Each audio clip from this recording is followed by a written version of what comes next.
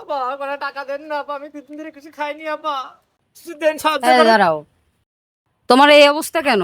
আপা ক্যাসিনো খেলে সব শেষ করে ফেলেছে আপা। বুঝছো, এই যে যুব সমাজের এই অবস্থা, ওই 200 টাকা দিচ্ছ না, আবার ক্যাসিনো তো ভরবে। ধরো, তোমার এই অবস্থা ভালো লাগছে না।